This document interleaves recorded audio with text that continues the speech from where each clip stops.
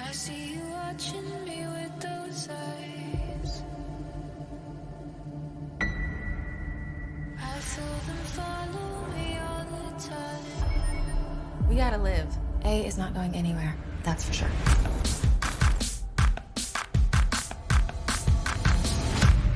A's targeting us.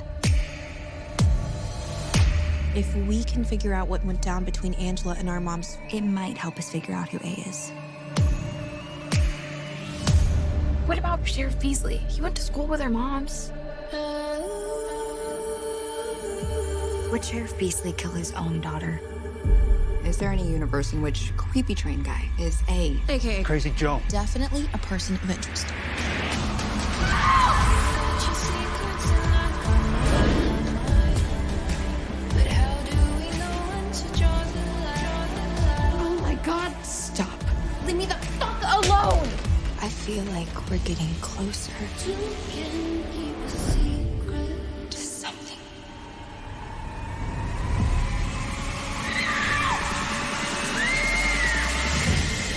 If one of them is dead.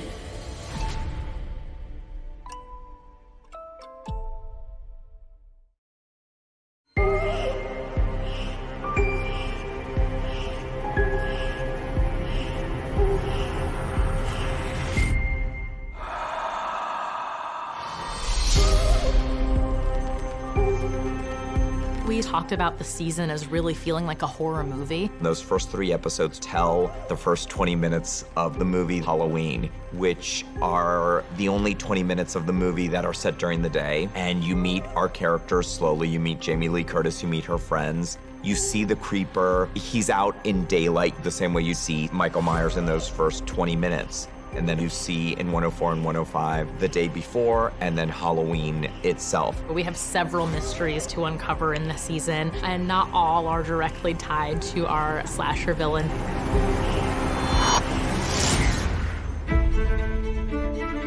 We, of course, in a show titled Original Sin, needed to start with what that original sin was. So we did craft the character of Angela Waters first.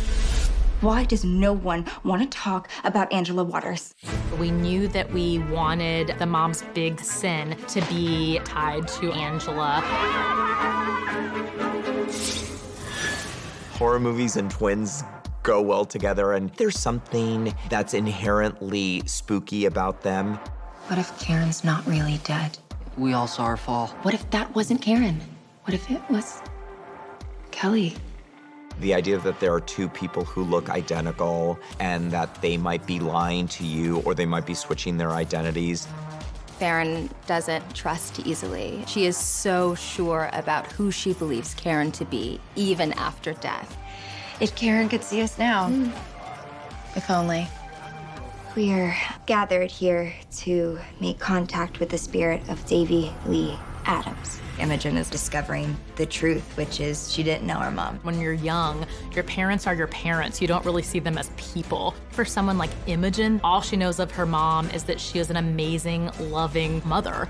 So I think it really shakes her to learn that maybe she wasn't that in the past. The big conversation that we always had about the Ouija board scene is, for the first time, the girl that has kept it together, the girl that keeps fighting, the girl that is strong, finally breaks down. Seeing those kids come together, facing horror and facing sadness is a really cathartic moment. And I do think it pushes them together and solidifies their friendship. Why would you leave me? Did it have something to do with Angela Waters? Seriously? You have nothing to say? Fuck you! Everybody's just demanding answers, but everybody's keeping secrets. The camera that Tabby sets up in the boys' locker room is the very first attempt at confronting her trauma. She is very slow to do anything with it. She just knows that she's desperate for any detail, anything that could trigger a memory. One of the things that she's doing throughout the season is that she's processing her trauma through her art and through filmmaking. Our victim will be a vulnerable young man from the point of view of the female gaze. This is a somewhat intimate scene, so I want to make sure everyone feels safe.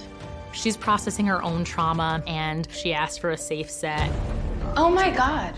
Where's your damn Speedo, Greg?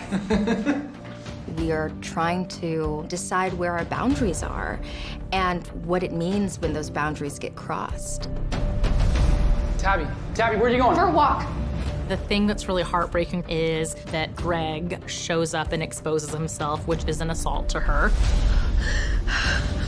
You're okay. You're okay. You're okay.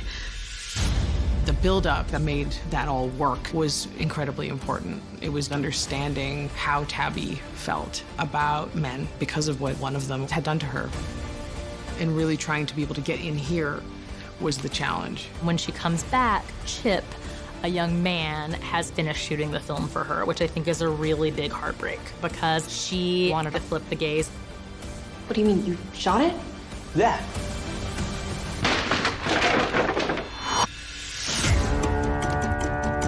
We wanted A to not have the light shown on him until episode 4 when we have our rooftop chase with Noah.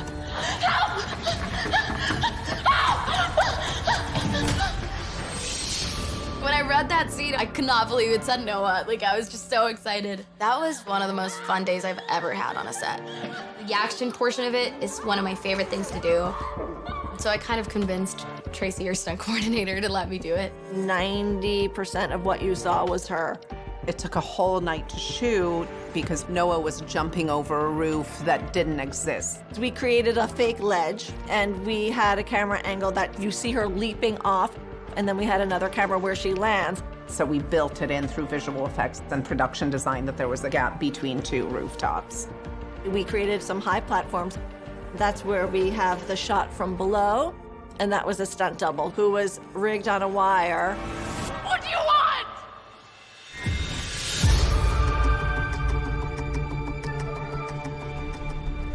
Halloween is a ghoulish night. Halloween's the scariest night of the year. And a chance for everyone to dress up, everyone to walk around costumed. It was so much fun with Mouse. We built the Wendy the Witch costume, and it just felt true to her. So it almost felt like a costume she could have had when she was 5.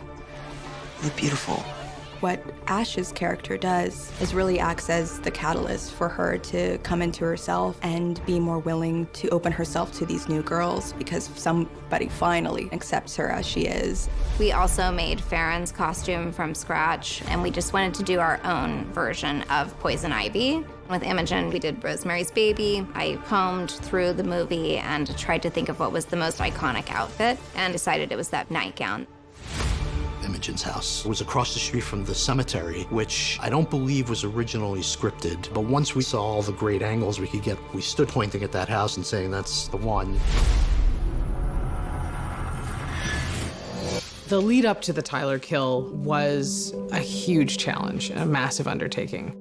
We know something that none of our other characters know. We have the privileged information, which is that A is crashing this Halloween party, spying on all of our characters. We do those iconic, classic POV shots like Michael Myers at the beginning of Halloween. Hey, Orith, we can make our own movie.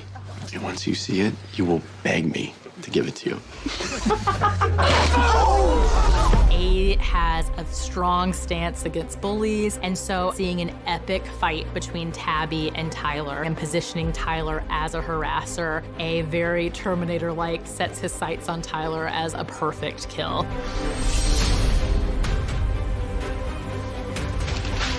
The notes for the creeper and Tyler in the bathrooms were, we want it brutal and we want it violent.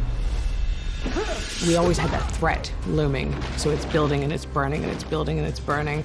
And then once we got to this Tyler kill, we saw what he's actually capable of. And the camera doesn't tilt away.